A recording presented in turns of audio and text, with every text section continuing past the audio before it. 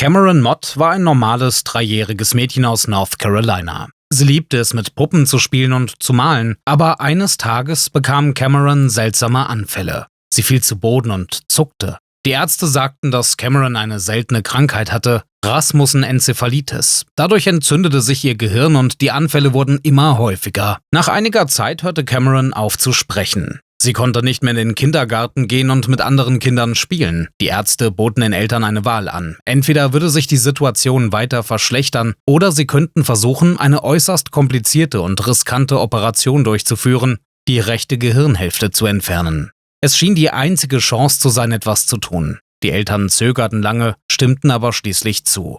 Nach der 12-stündigen Operation konnte Cameron ihren linken Arm und ihr linkes Bein nicht bewegen, aber die Ärzte und Eltern gaben nicht auf. Jeden Tag machten sie Übungen mit Cameron. Nach einem Monat geschah ein Wunder. Cameron stand auf und ging. Sie erholte sich schnell, begann wieder zu sprechen und zu lächeln. Sie erzählte allen von ihrem Traum, Ballerina zu werden. Jetzt konnte dieser Traum wahr werden.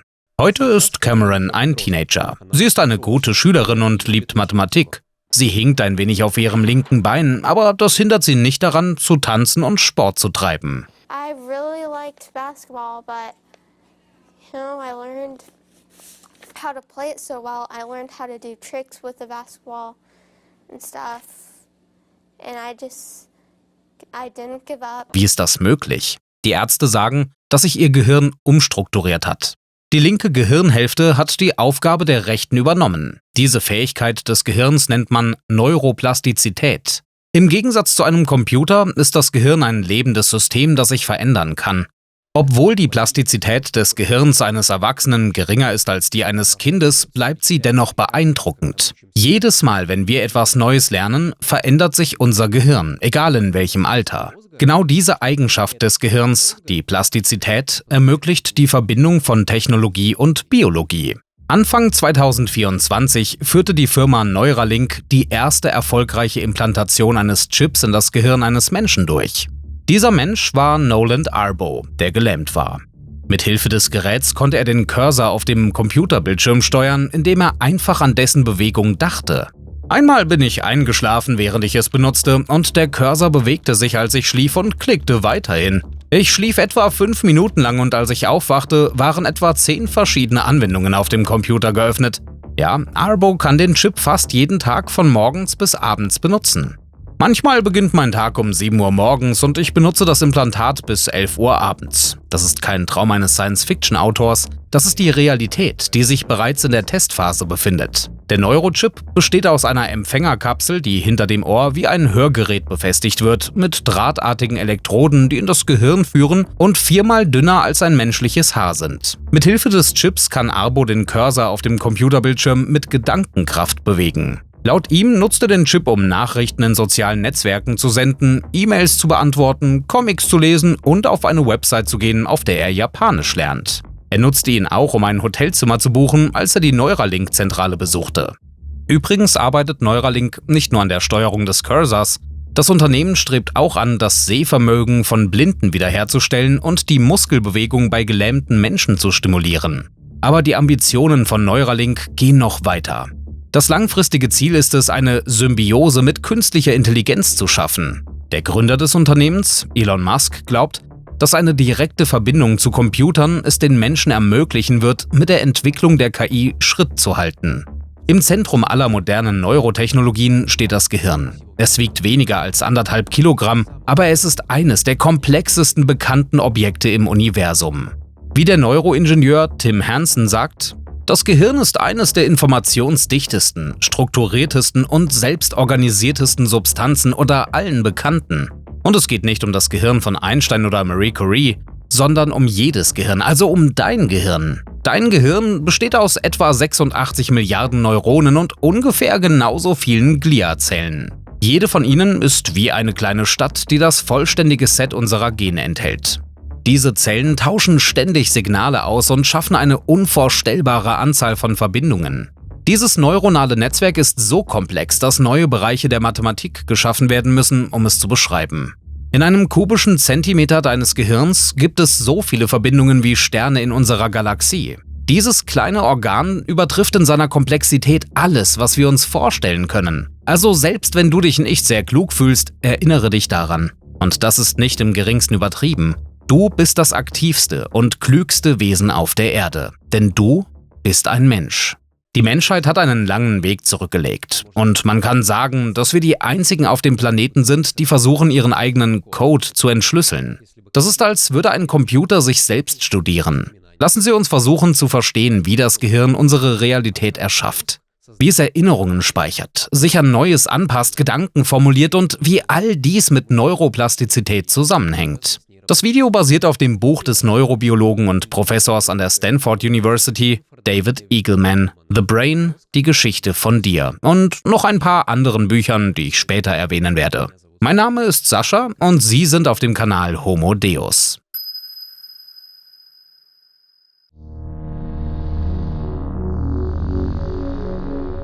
Viele Tiere werden bereit für Leben geboren. Ein Hirschkalb steht wenige Minuten nach der Geburt auf. Entenküken können sofort schwimmen, aber ein menschliches Baby kann weder laufen, sprechen noch selbstständig essen. Menschen werden hilflos geboren. Und das ist ein Vorteil, kein Nachteil. Yeah, It's a focus on the feature, bug. not a bug. It's a feature. The bug is the feature.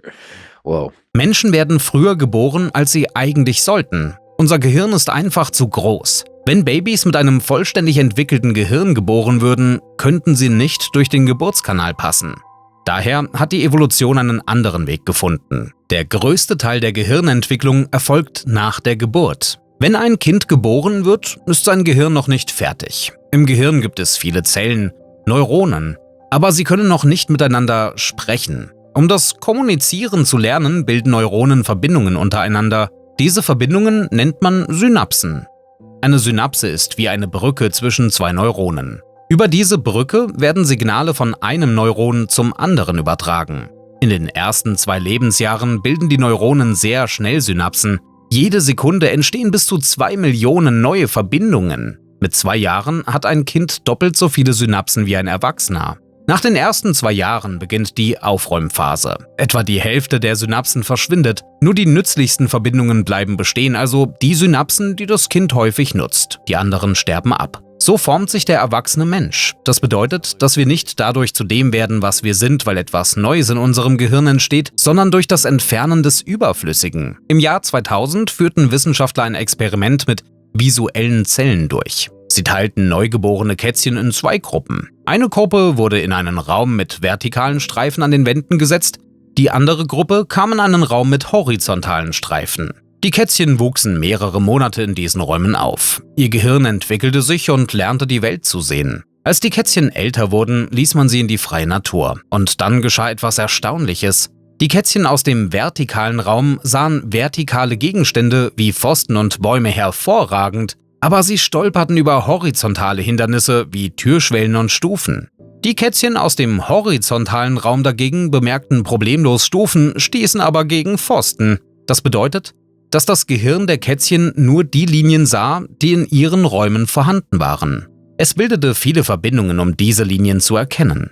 Aber Verbindungen für andere Linien entwickelten sich nicht. 1966 wurde Rumänien zum Schauplatz eines großen sozialen Experiments. Präsident Ceausescu wollte die Bevölkerung vergrößern und führte strenge Maßnahmen ein. Er verbot Verhütungsmittel und Abtreibungen und erhob Steuern auf kinderlose Familien. Das Ergebnis war ein explosionsartiges Bevölkerungswachstum und überfüllte Waisenhäuser. Als Ceausescu 1989 gestürzt wurde, befanden sich 170.000 Kinder in diesen Einrichtungen. Dr. Charles Nelson war schockiert, als er diese Waisenhäuser sah. Die Kinder wurden in Reihen auf Plastiktoiletten gesetzt. Sie wurden alle gleich geschnitten, unabhängig vom Geschlecht. Die Kinder trugen die gleiche Kleidung und wurden nach einem Zeitplan gefüttert. Alles wurde mechanisch gemacht. Kinder, deren Weinen ignoriert wurde, lernten schnell nicht mehr zu weinen. Die Kinder wurden nicht auf den Arm genommen, es wurde nicht mit ihnen gespielt. Obwohl die Grundbedürfnisse Ernährung, Hygiene, Kleidung erfüllt wurden, fehlte den Babys Liebe, Fürsorge, Unterstützung und jegliche Stimulation. Nelson führte Studien durch und fand heraus, dass der IQ der Babys zwischen 60 und 70 lag, also weit unter dem Durchschnittswert von 100. Als er die elektrische Aktivität des Gehirns dieser Kinder untersuchte, stellte er eine extrem niedrige Neuronenaktivität fest. Das Gehirn eines Kindes ist wie ein Schwamm. Es saugt alles um sich herum gierig auf. Lächeln, Worte, Berührungen. Wenn man den Schwamm in einem leeren Raum hält, bleibt er trocken. So ist es auch mit dem Gehirn. Ohne Emotionen und neues Wissen kann es nicht gesund wachsen. Zum Glück gab es auch eine gute Nachricht. Nelson stellte fest, dass sich das Gehirn erholen kann. Je früher ein Kind in eine liebevolle Familie kommt, desto besser das Ergebnis. Kinder, die vor dem Alter von 2 Jahren in Familien aufgenommen werden, holen in der Regel schnell ihre Altersgenossen ein. Nach 2 Jahren sind Verbesserungen ebenfalls möglich, aber der Fortschritt hängt vom Alter ab, in dem das Kind aus dem Heim geholt wurde, und vom Grad der Entwicklungsverzögerung.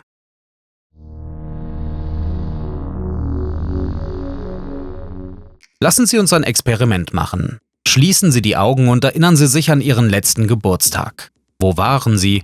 Wer war bei Ihnen? Welche Gerüche und Geräusche umgaben Sie? Vielleicht haben Sie es nicht bemerkt, aber Sie haben gerade eine Zeitreise gemacht und das alles dank der wichtigsten Fähigkeit des Gehirns, der Erinnerung.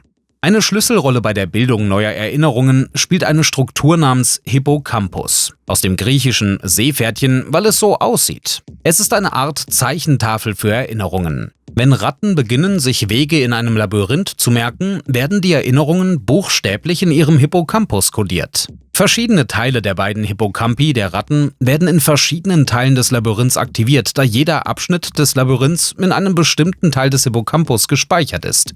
Aber wenn man den Ratten nach dem Merken eines Labyrinths eine andere Aufgabe gibt und sie nach einem Jahr ins ursprüngliche Labyrinth zurückbringt, erinnern sie sich kaum daran, weil die Zeichentafel des Hippocampus gelöscht wurde, um Platz für neue Erinnerungen zu schaffen. Wenn Sie den Film Memento von Christopher Nolan über einen Mann mit Tätowierungen statt Erinnerungen gesehen haben, wissen Sie vielleicht, dass diese Geschichte durchaus real ist. Rechnerschwund, ja? Nein. Es ist was anderes. Ich habe kein Kurzzeitgedächtnis. Ich weiß, wer ich bin. Ich weiß alles über mich. Ich kann nur... Seit meiner Verletzung, da kann ich mir nichts merken. Diese Erkrankung nennt sich anterograde Amnesie. Sie wird durch eine Schädigung des Hippocampus verursacht. Alzheimer beginnt ebenfalls im Hippocampus, deshalb sind Gedächtnisprobleme das erste Anzeichen der Krankheit. Später breitet sie sich auf andere Teile des Gehirns aus. Anfang der 2000er Jahre untersuchte Eleanor Maguire, Professorin für Neurowissenschaften am University College London, das Gehirn von Londoner Taxifahrern.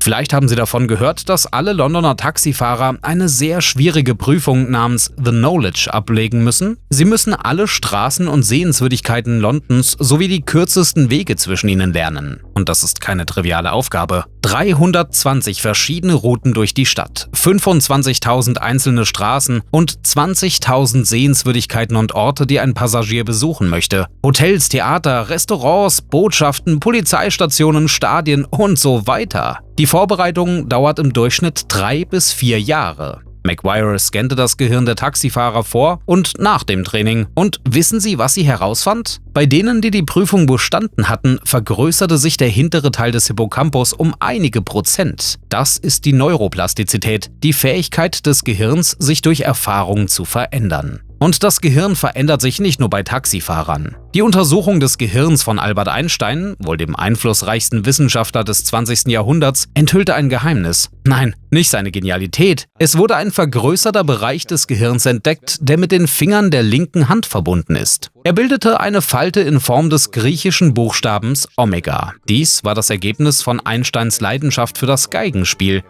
Übrigens haben Pianisten solche Falten in beiden Gehirnhälften. Wir verändern uns ständig. Unsere Zellen erneuern sich und nach 7 Jahren sind wir physisch komplett neue Menschen. Aber was genau macht uns zu dem, was wir sind? Das ist das Gedächtnis. Und es ist nicht so einfach, wie es scheint. Wenn wir ein Ereignis erleben, zum Beispiel die Hochzeit eines Freundes, erstellt unser Gehirn eine einzigartige Karte dieses Moments. Sie erinnern sich an das Lachen der Freunde, den Duft des Kräutertees und wie jemand während des Toasts laut aufstieß. All diese Details sind in einem einzigartigen neuronalen Netzwerk verbunden, ihrer Erinnerung an die Hochzeit. Mit der Zeit beginnt dieses lebendige Bild zu verblassen. Nach 6 Monaten können Sie sich an die allgemeine Atmosphäre erinnern, aber die Details entgleiten Ihnen. Sie erinnern sich, dass die Eltern des Bräutigams geweint haben, aber was hatten sie an? Wer saß mit ihnen am Tisch? Das Gehirn speichert Erinnerungen nicht wie ein Video. Stattdessen werden Neuronen allmählich in die Bildung neuer Erinnerungen einbezogen. Dies verunreinigt die ursprüngliche Erinnerung und verwischt die Details. Darüber hinaus können nachfolgende Ereignisse unsere Wahrnehmung der Vergangenheit verändern. Angenommen, dieses Paar lässt sich nach 5 Jahren scheiden. Jetzt, wenn Sie an die Hochzeit denken, können Sie Anzeichen für die Trennung erkennen. Ihnen ist aufgefallen, wie Sie mehrmals emotional stritten oder dass es unangenehme Pausen zwischen Ihnen gab. Ihr Gehirn schreibt die Erinnerung unbewusst um und passt sie an die neuen Informationen an. Und das Wichtigste ist, dass Sie sich dieser Veränderungen vielleicht gar nicht bewusst sind. Sie werden absolut sicher sein, dass Sie sich an alles so lebendig erinnern wie am Tag des Ereignisses. Der Feind des Gedächtnisses ist nicht die Zeit, sondern andere Erinnerungen. Jedes neue Ereignis erfordert die Bildung neuer Verbindungen unter einer begrenzten Anzahl von Neuronen. Professor Elizabeth Loftus von der University of California beschloss zu überprüfen, wie formbar unser Gedächtnis ist. Sie fand Freiwillige, denen sie Videos von Autounfällen zeigte und dann einige Fragen stellte. Der Kern des Experiments lag in der Formulierung der Fragen. Als ich fragte, mit welcher Geschwindigkeit die Autos fuhren, bevor sie zusammenstießen, oder mit welcher Geschwindigkeit sie fuhren, als sie ineinander krachten, waren die Geschwindigkeitsangaben unterschiedlich. Die Teilnehmer dachten, dass die Autos schneller fuhren, wenn ich das Wort krachen verwendete. Loftus' nächstes Experiment war noch umfangreicher. Sie wollte überprüfen, ob Menschen sich an etwas erinnern können, das nie passiert ist. Sie lud Freiwillige ein und kontaktierte heimlich ihre Familien, um echte Geschichten aus der Kindheit der Teilnehmer zu sammeln. Dann erstellte sie für jeden Teilnehmer ein Set aus 4 Geschichten. 3 davon waren echte Geschichten aus den Erzählungen der Verwandten, aber die vierte war komplett erfunden. Diese erfundene Geschichte war sehr plausibel. Es ging darum, dass der Teilnehmer als Kind in einem Einkaufszentrum verloren ging. Dann fand ihn eine freundliche ältere Frau und half ihm, seine Eltern zu finden. Eine solche Geschichte könnte wirklich jedem Kind passieren. In einem Interview erzählte Loftus den Teilnehmern alle 4 Geschichten, ohne zu verraten, welche davon falsch war. Und dann geschah etwas Erstaunliches. Nicht weniger als 1/4 der Menschen behaupteten, sich an diesen erfundenen Vorfall im Einkaufszentrum zu erinnern. Und die Teilnehmer stimmten nicht nur zu, dass dieses Ereignis passiert ist. Sie begannen sich an Details zu erinnern, vielleicht haben sie mit der älteren Frau gesprochen, die sie gerettet hat. Mit der Zeit wurden die falschen Erinnerungen immer detaillierter. Die alte Dame trug einen komischen Hut. Ich hielt mein Lieblingsspielzeug in den Händen. Mama war so besorgt. Wie sehr können wir unseren Erinnerungen vertrauen? Und wie beeinflusst dies unser Verständnis unseres eigenen Ich und unserer Vergangenheit? Schauen Sie sich um. Was, wenn ich Ihnen sage, dass alles, was Sie sehen, nur eine Illusion ist, die von Ihrem Gehirn erzeugt wird? Ja, das klingt wie eine wilde Übertreibung, aber ich werde gleich erklären, was ich meine. Jenseits unseres Bewusstseins sieht die Realität ganz anders aus. Es gibt dort weder Farben noch Töne noch Gerüche. Verdichtungen und Verdünnungen der Luft werden von unseren Ohren wahrgenommen und in elektrische Signale umgewandelt. So hören wir. Die in der Luft vorhandenen Moleküle binden sich an Rezeptoren in unserer Nase und das Gehirn interpretiert sie als verschiedene Gerüche. So riechen wir Düfte. Unser Gehirn, geschult durch Millionen Jahre Evolution, hat gelernt, diese rohe Realität in das umzuwandeln, was wir als die Welt um uns herum wahrnehmen. Schauen Sie sich dieses Schachbrett an. Sehen Sie die beiden Quadrate A und B? So seltsam es auch klingen mag, sie haben die gleiche Farbe. Sie können es selbst überprüfen, indem Sie den Rest des Bildes mit Ihrer Hand abdecken. Warum sehen die Quadrate unterschiedlich aus, obwohl sie objektiv gleich sind? Es stellt sich heraus, dass das, was wir sehen, nicht unbedingt mit dem übereinstimmt, was wirklich da ist. Unser Gehirn nimmt nicht einfach nur Informationen von den Sinnesorganen auf, sondern interpretiert sie aktiv und erschafft so seine eigene Version der Realität. Das Gehirn sucht ständig nach Mustern, vergleicht Informationen von verschiedenen Sinnesorganen, es macht Annahmen darüber, was draußen passiert. Und all das geschieht so schnell und unmerklich für uns, dass wir das Ergebnis als Realität wahrnehmen. Mike May verlor sein Augenlicht im Alter von 3,5 Jahren. Kerosin, das in seine Augen gelangte, zerstörte seine Hornhaut. Trotz seiner Blindheit wurde er mit 40 Jahren Weltmeister im Slalom-Skilauf für Blinde. Er spielte Fußball, erlangte einen Masterabschluss in internationalen Angelegenheiten und wurde Leiter einer Firma, die GPS für Blinde entwickelt. Mit 43 Jahren erfuhr Mike von einer neuen Behandlungsmethode mit Stammzellen. Es gab eine echte Chance, sein Augenlicht wiederherzustellen. Seine Blindheit war durch die Zerstörung der Hornhaut verursacht und die Lösung schien offensichtlich. Er stimmte der Operation zu. Fernsehkameras zeichneten den Moment auf, als der Verband von seinen Augen entfernt wurde. Mike beschrieb seine Empfindungen so.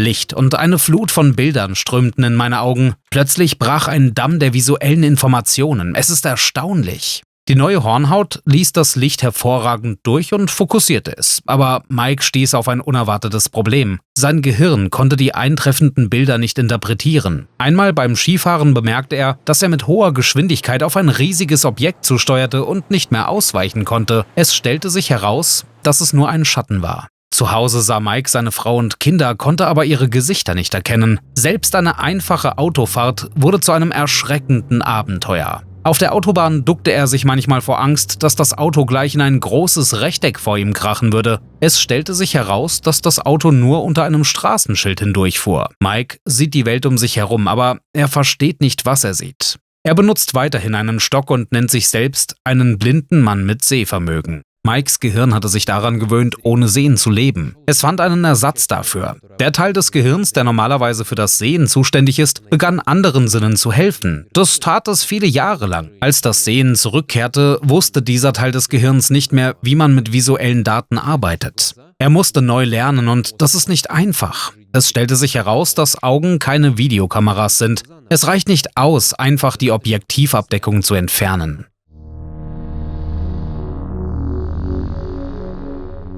Unser Gehirn kann erstaunliche Dinge tun. Eine seiner Hauptaufgaben besteht darin, alles, was wir sehen, hören und fühlen, zu einem Ganzen zu verbinden.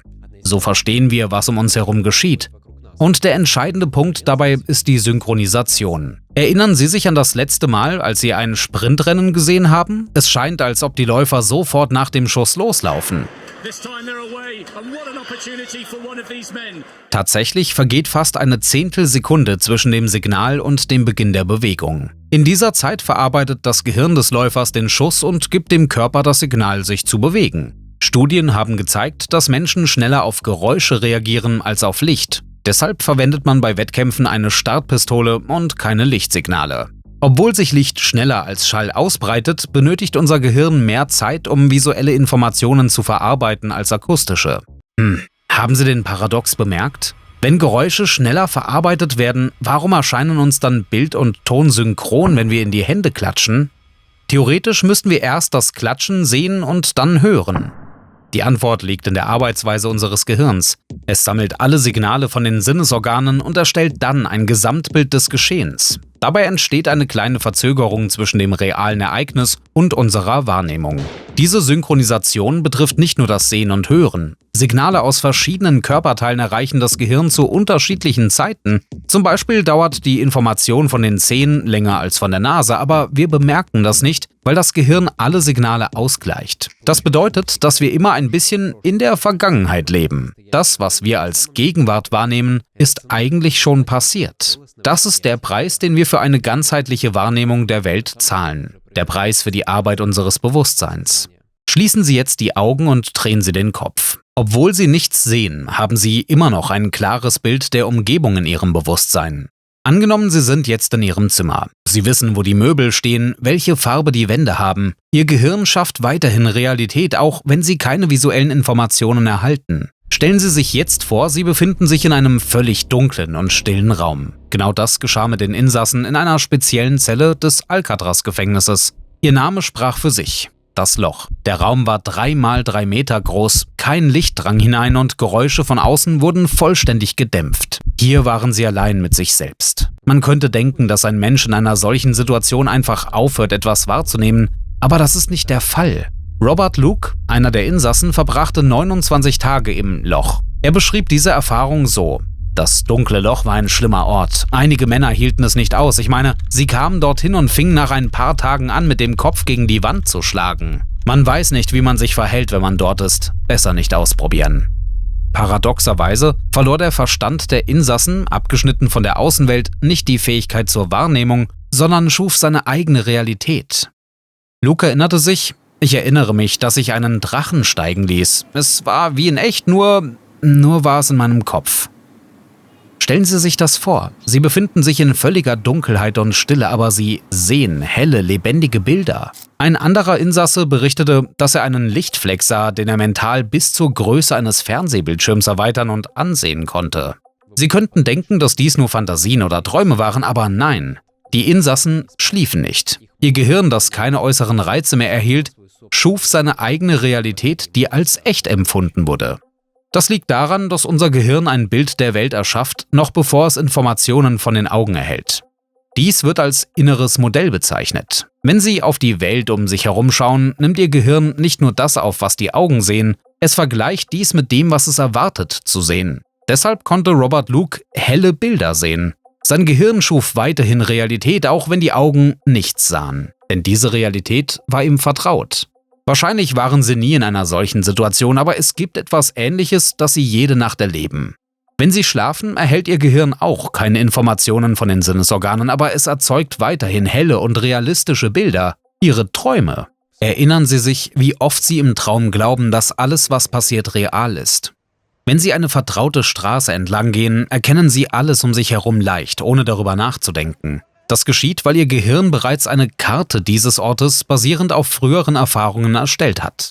Anstatt jedes Mal alle Details neu zu erfassen, vergleicht das Gehirn einfach das, was Sie sehen, mit dieser Karte. Manchmal können Sie beobachten, wie dieses System funktioniert. Zum Beispiel, wenn Sie die Rückseite einer Maske betrachten, sehen Sie trotzdem ein hervorstehendes Gesicht. Das liegt daran, dass Ihr Gehirn erwartet, Gesichter als hervorstehend zu sehen. Es hilft Ihnen auch, die Welt stabil zu sehen, obwohl sich Ihre Augen ständig bewegen. Wenn Sie ein Video aufnehmen würden, in dem Sie die Kamera so bewegen wie Ihre Augen, wäre es sehr wackelig, aber Ihr Gehirn glättet diese Bewegungen und schafft ein flüssiges Bild. Interessanterweise ist Ihre innere Karte der Welt nicht so detailliert, wie Sie denken. Schauen Sie sich zum Beispiel das Gemälde »Sie erwarteten nicht« von Ilja Repin an. Versuchen Sie es in allen Einzelheiten zu merken. Sie können das Video pausieren und es genau betrachten. Jetzt werde ich Ihnen ein paar Fragen stellen. Bereit? Was liegt auf dem Tisch? Was hält der unerwartete Gast in der Hand?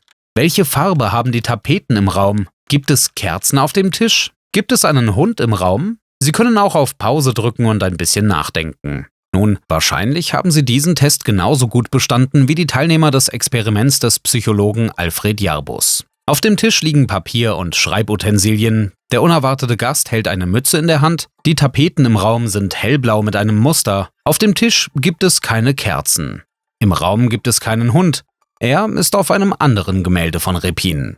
Alfred Jarbus führte eine Reihe von Experimenten durch, bei denen er die Augenbewegungen von Menschen beim Betrachten von Bildern untersuchte. Er stellte fest, dass Menschen sich nur an die wichtigsten Details des Bildes erinnern, nicht an alle seine Elemente. Als die Teilnehmer des Experiments gebeten wurden, spezifische Fragen zu den Details zu beantworten, konnten viele dies nicht tun. Trotzdem haben die Menschen das Gefühl, dass sie das Bild vollständig und klar sehen. Der Wissenschaftler nannte dieses Phänomen die Illusion der Vollständigkeit der Wahrnehmung. Übrigens nutzen Zauberer diese Eigenschaft des Gehirns in ihren Tricks und es erklärt auch, warum Autofahrer manchmal Fußgänger oder andere Autos übersehen, obwohl sie direkt darauf schauen.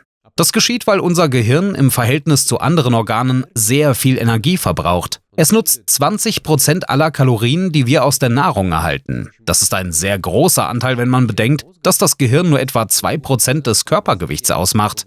Dieser hohe Energieverbrauch hängt mit der komplexen Arbeit der Neuronen zusammen. Um Energie zu sparen, versucht das Gehirn nur die wichtigsten Informationen zu verarbeiten.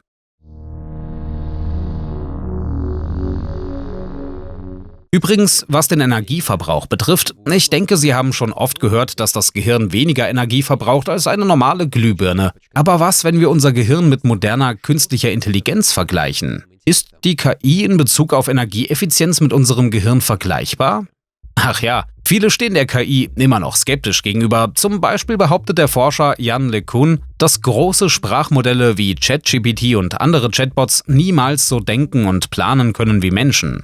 Noam Chomsky, ein bekannter Linguist und Intellektueller, unterstützt diese Ansicht und weist auf ihre Unfähigkeit hin, Sprache wirklich zu verstehen. Der Robotiker Rodney Brooks betont, dass LLMs nur menschliche Antworten imitieren können, aber nicht deren Sinnhaftigkeit und Logik erfassen.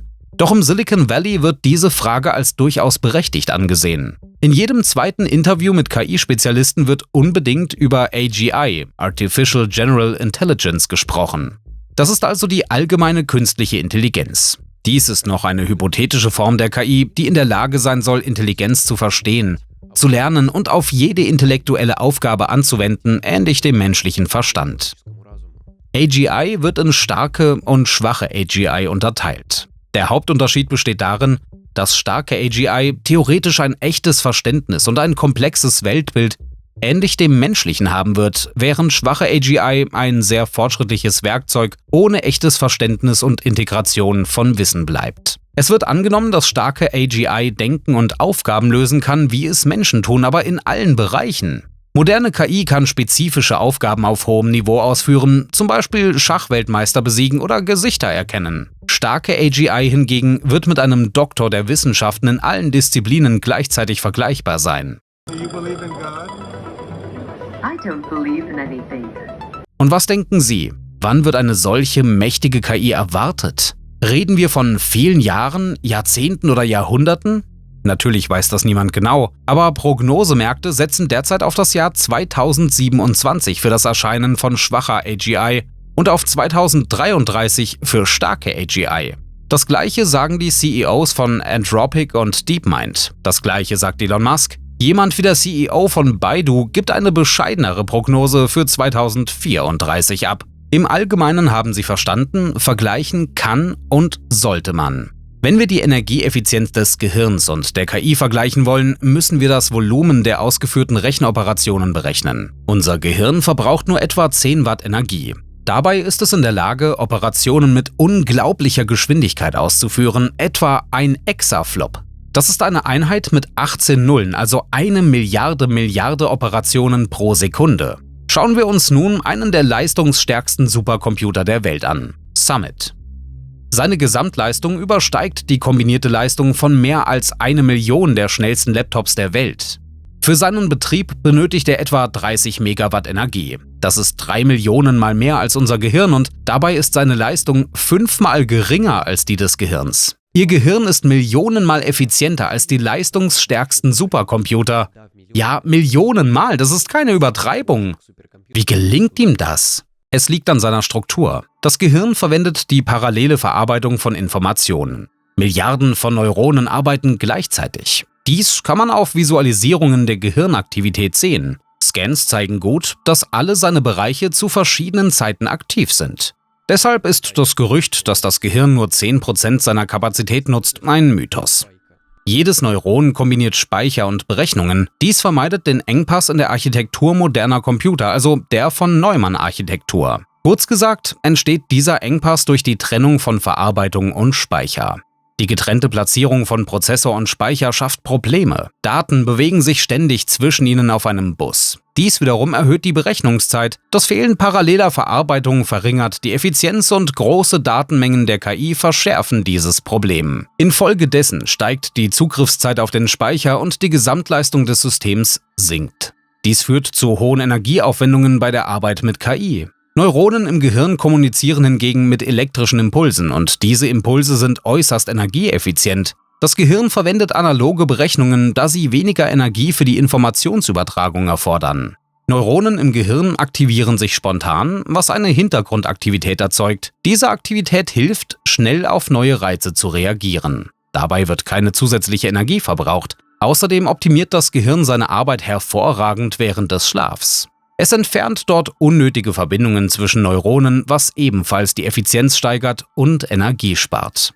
Wissenschaftler, inspiriert von der Effizienz des Gehirns, versuchen, ähnliche Systeme zu schaffen. Diese Richtung wird als neuromorphe Berechnungen bezeichnet. Im Wesentlichen ist dies der Versuch, KI nach dem Vorbild des Gehirns zu schaffen, indem die Arbeit neuronaler Netzwerke nachgeahmt wird. Bei neuromorphen Berechnungen sind Speicher und Datenverarbeitung integriert. Für Berechnungen werden analoge Memristoren verwendet, die die Funktionen von Synapsen imitieren. Es gibt bereits solche Chips auf dem Markt. Zum Beispiel hat IBM vor 10 Jahren einen Chip namens True North vorgestellt.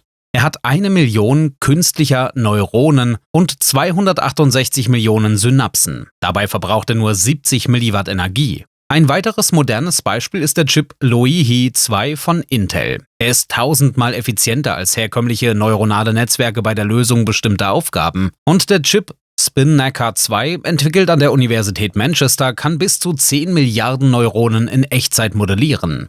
Kurz gesagt, die Zukunft der KI könnte in einer genaueren Nachahmung der Funktionsweise des Gehirns liegen. Neuromorphe Berechnungen sind ein Schritt in diese Richtung. Chips werden immer leistungsfähiger und energieeffizienter.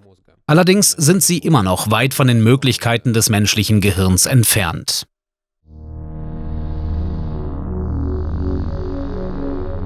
Vor ihnen steht eine leuchtende Blume, eine Mohnblume. Sie sehen ihre roten Blütenblätter, die grünen Blätter und das gelbe Zentrum.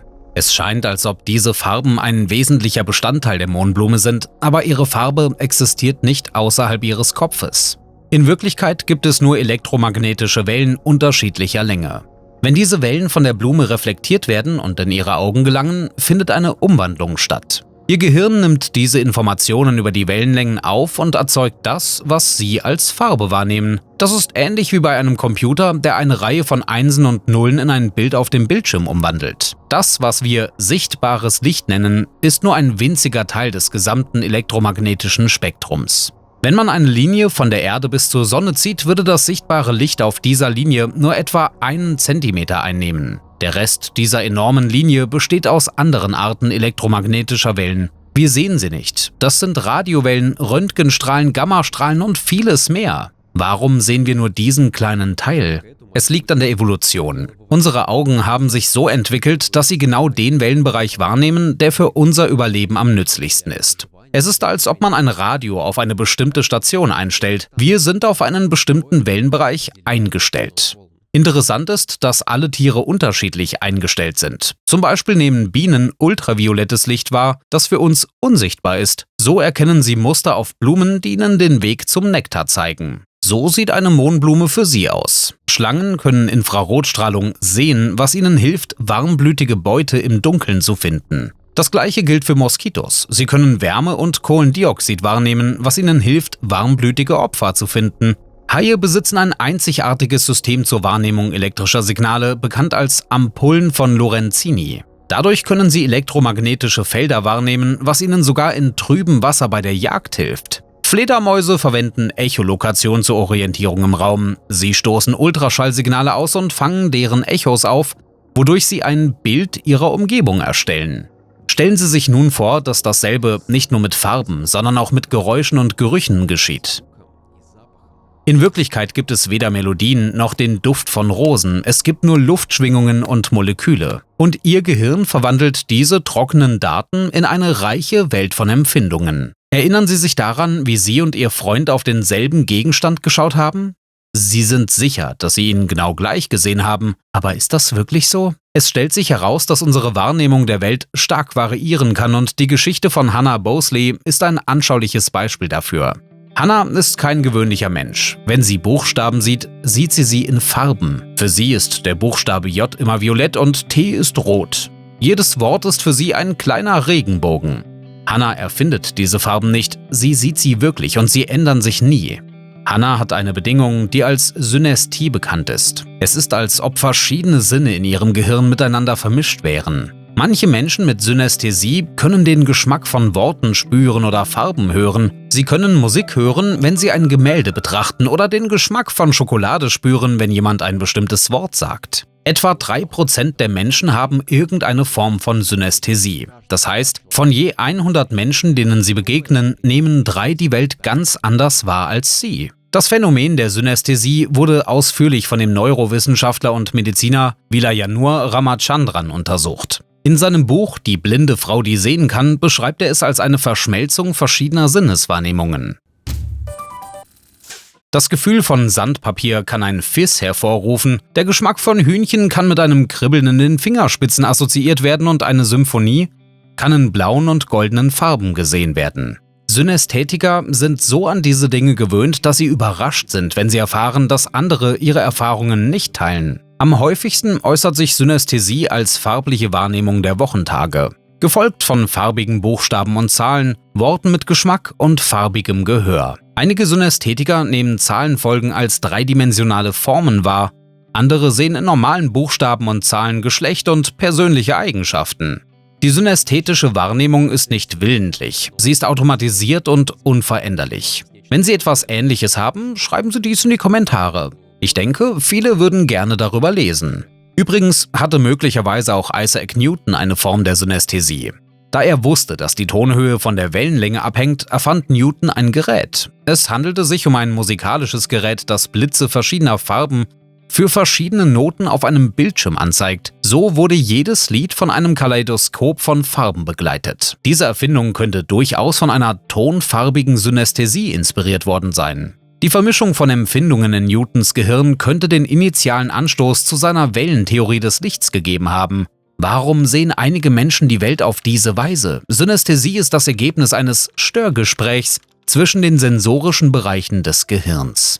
Stellen Sie sie sich als benachbarte Länder auf der Gehirnkarte vor, deren Grenzen durchlässig sind. Mikroskopische Veränderungen im Schaltplan des Gehirns können die Ursache für unterschiedliche Realitäten sein. Das bloße Vorhandensein von Synästhesie zeigt, dass es mehr als eine Art von Gehirn und mehr als eine Art von Geist geben kann.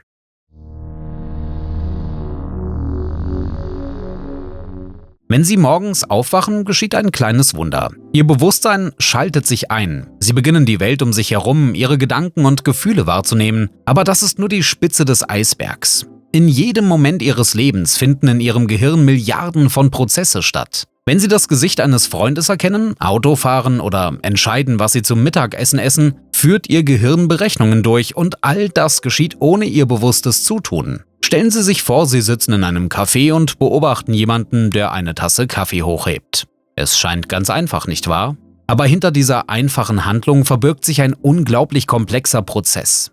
Wenn eine Person eine Tasse nimmt, führt ihr Gehirn Billionen von Berechnungen durch. Zuerst scannen die Augen die Umgebung und finden die Tasse. Dann koordinieren verschiedene Teile des Gehirns die Bewegungen der Handmuskeln, um die Tasse genau zu greifen.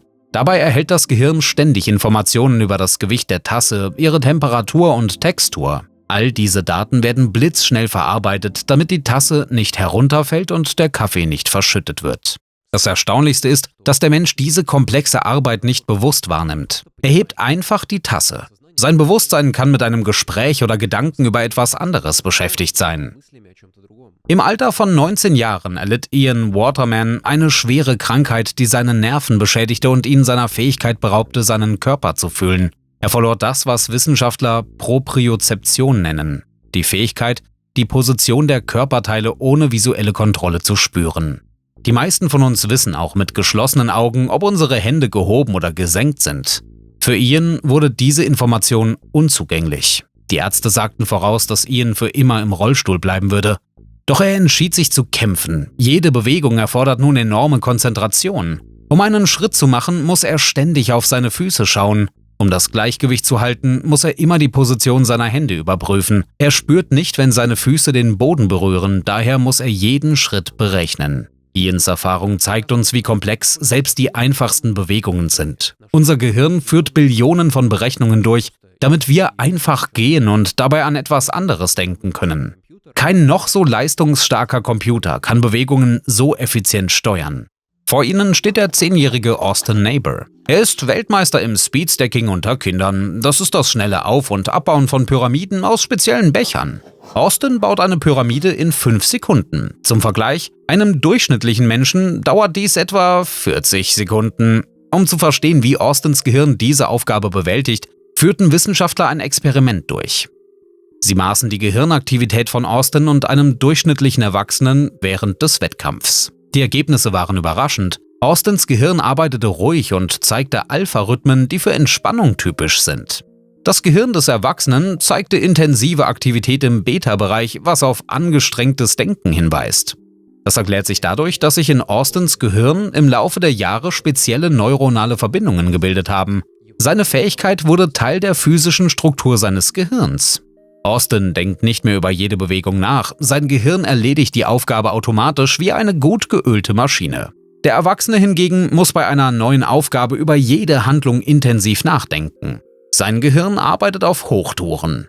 Interessanterweise verschlechtert der Versuch, eine Fähigkeit bewusst zu kontrollieren, oft das Ergebnis.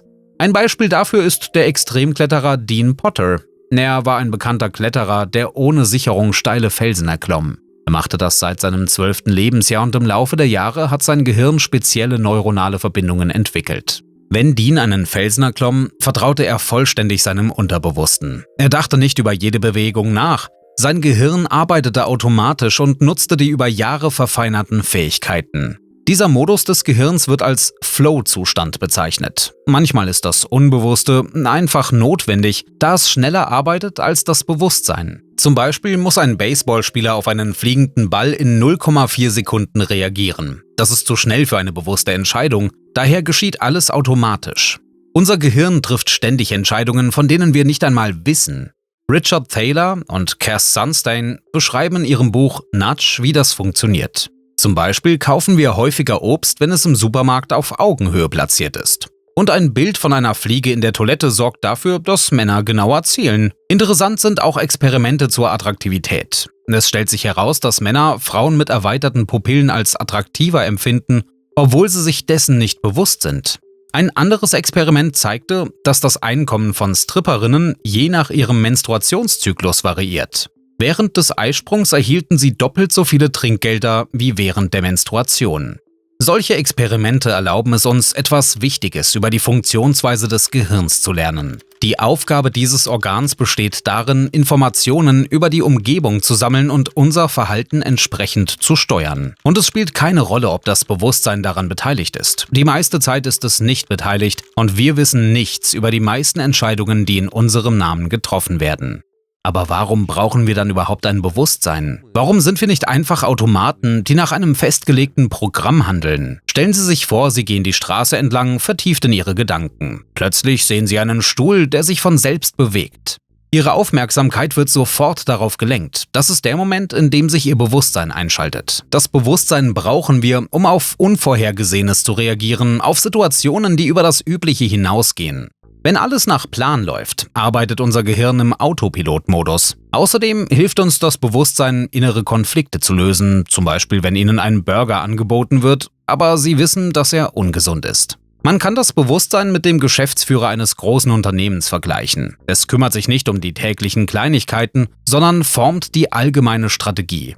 Für das Gehirn ist das Bewusstsein eine Möglichkeit, dass Milliarden von Neuronen sich selbst als ein Ganzes sehen, eine Möglichkeit, dass ein komplexes System in den Spiegel schaut. Schauen Sie sich dieses Bild an. Wahrscheinlich haben Sie es schon oft gesehen. Sie wissen, dass man darauf sowohl eine junge Frau als auch eine alte Frau sehen kann. Jedes Mal, wenn Sie zwischen diesen Bildern wechseln, finden in Ihrem Gehirn Veränderungen statt. Wenn man Ihr Gehirn in dem Moment des Wechsels an ein spezielles Gerät anschließt, könnte man hören, wie sich der Klang ihrer Neuronen ändert. Wenn Sie die junge Frau sehen, könnte ihr Gehirn wie ein schnelles klingen. Und wenn Sie auf die alte Frau wechseln, ändert sich der Klang zu einem langsamen.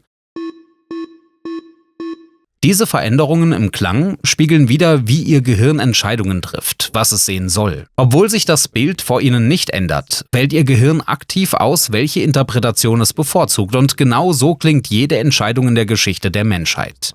Wenn Sie dieses Video ansehen, stehen Sie ebenfalls vor einem Dilemma: einen Daumen hoch geben und den Kanal abonnieren oder sich enthalten. Auf den ersten Blick ist das eine einfache Wahl, aber in Ihrem Gehirn findet in diesem Moment ein komplexer Entscheidungsprozess statt. Milliarden von Neuronen bilden zwei konkurrierende Koalitionen. Eine Gruppe von Neuronen drängt darauf, den Daumen hoch zu geben und hebt das interessante Thema und die Präsentation hervor. Diese Neuronen tanzen buchstäblich Jig, erinnern sich an das Experiment von Alfred Jarbus und die Geschichte von Mike May. Die andere Gruppe von Neuronen murmelt unzufrieden, signalisiert eine unzureichende Tiefe der Analyse und verpasste wichtige Aspekte des Themas. Sie ärgern sich über das Fehlen einer Erklärung für Synästhesie, die Vernachlässigung des Themas Phantomglieder und darüber, dass nicht erklärt wird, warum man nicht mit offenen Augen niesen kann.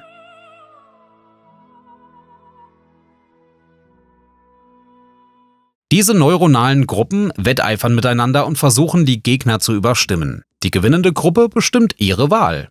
Dieser Prozess findet ständig bei jeder Entscheidung statt. Selbst nach der Wahl, den Kanal zu abonnieren, entsteht ein neuer Konflikt. Die Benachrichtigungsglocke aktivieren oder nicht? Manchmal können wir diese inneren Konflikte bemerken. Versuchen Sie jetzt zum Beispiel die Farbe der Buchstaben zu nennen, mit denen die Namen der Farben geschrieben sind. Zum Beispiel ist das erste Wort gelb in blauer Farbe geschrieben. Sagen Sie also blau. Versuchen Sie es weiter selbst. Sie können das Video pausieren. Ich weiß nicht, wie es Ihnen geht, aber ich brauchte eine Weile, um mich daran zu gewöhnen, den Text zu ignorieren. Diese Aufgabe ist nicht so einfach, weil ein Teil Ihres Gehirns das Wort lesen will, während der andere die Farbe nennen will. Noch interessanter ist es, die Arbeit des Gehirns bei Menschen zu beobachten, die eine Operation zur Trennung der Gehirnhälften hinter sich haben. Manchmal tritt bei ihnen das fremde Hand-Syndrom auf. Wenn ihnen kalt ist, arbeiten normalerweise beide Hände zusammen, um ihre Jacke zu schließen. Aber wenn die Hemisphären getrennt sind, handeln ihre Hände chaotisch. Eine zieht den Reißverschluss hoch, die andere zieht ihn wieder runter. Mehr über dieses Phänomen erfahren Sie im Video über das Bewusstsein. All dies zeigt, wie komplex unser Gehirn ist. Jede Entscheidung, jede Handlung ist das Ergebnis vieler Kämpfe, die in Ihrem Kopf stattfinden. Sie sind nicht eine einzige Stimme, sondern ein ganzer Chor verschiedener Ichs, die ständig streiten und zu einem Konsens kommen.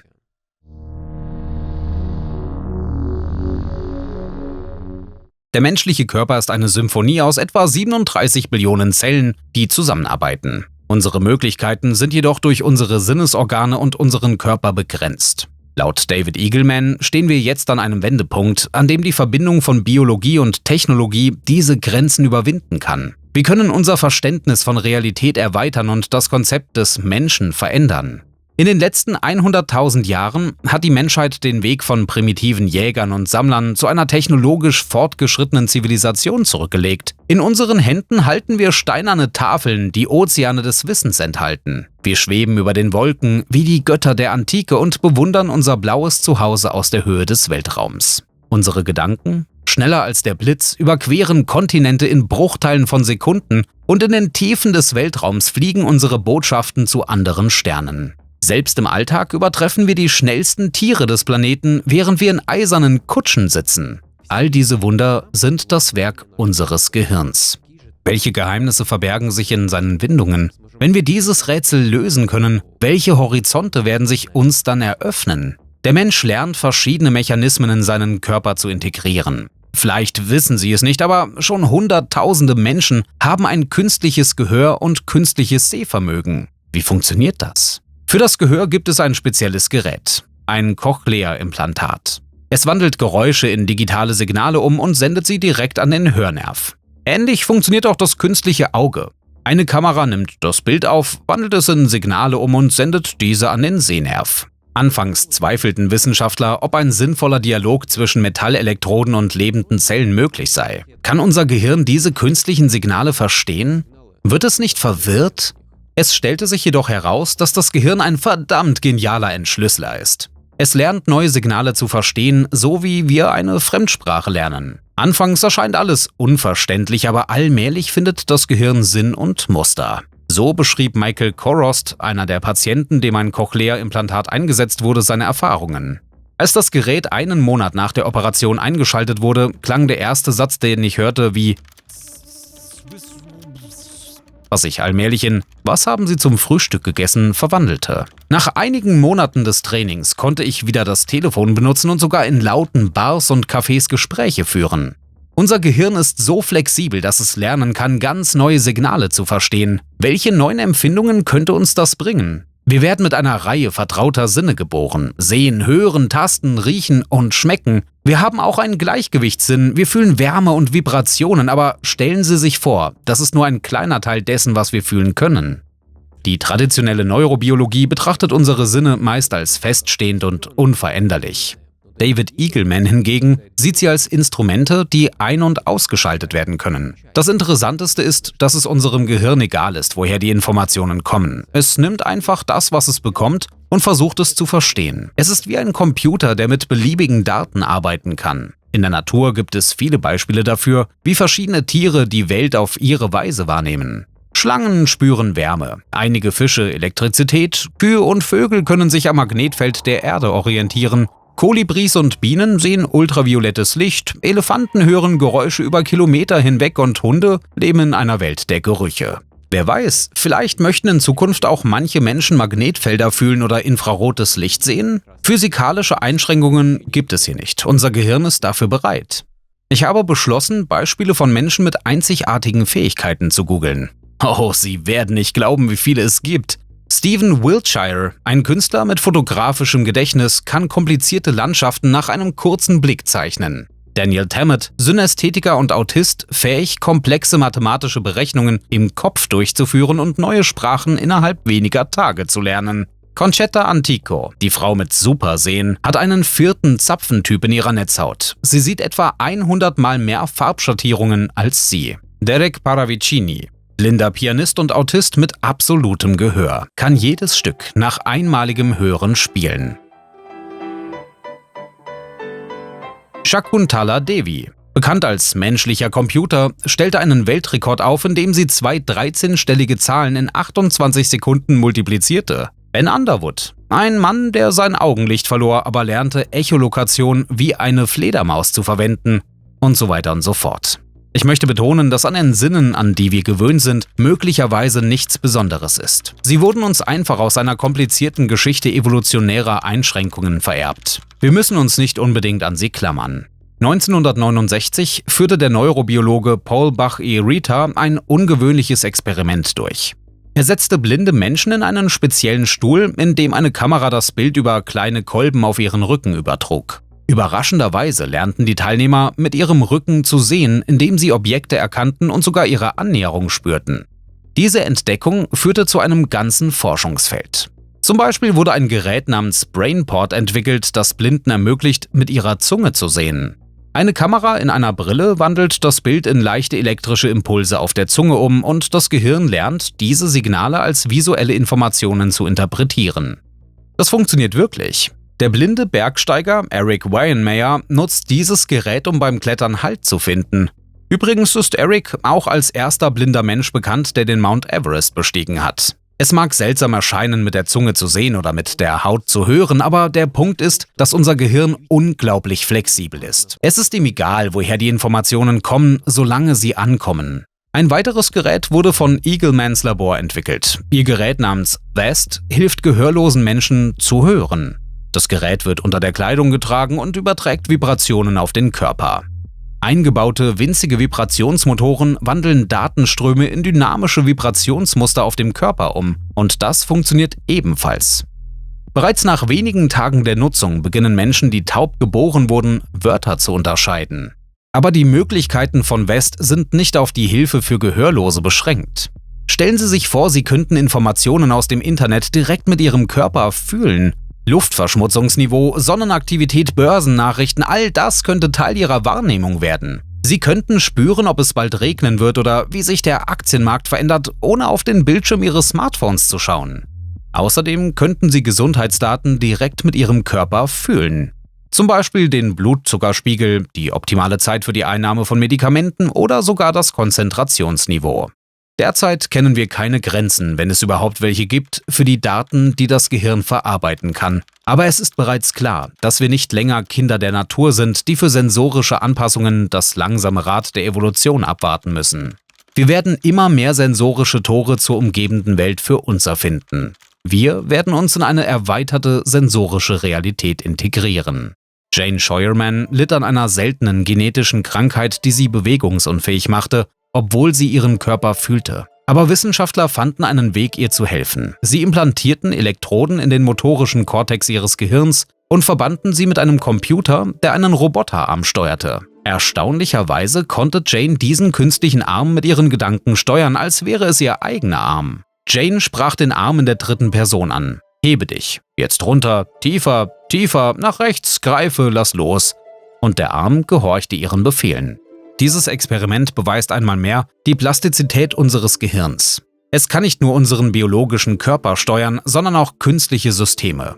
Es gibt keinen Grund, warum unser Gehirn nicht eine Aufgabe am anderen Ende der Welt ausführen oder die Höhlen des Mondes erkunden könnte, während wir zu Hause Sushi essen. Unsere biologische Spezies steht an der Schwelle zu etwas Neuem und wir verstehen noch nicht vollständig, was das ist. Wir leben in einem beispiellosen Moment der menschlichen Geschichte, in dem die Wissenschaft über das Gehirn mit der Technologie zusammenkommt. Was an diesem Schnittpunkt geschieht, wird uns verändern.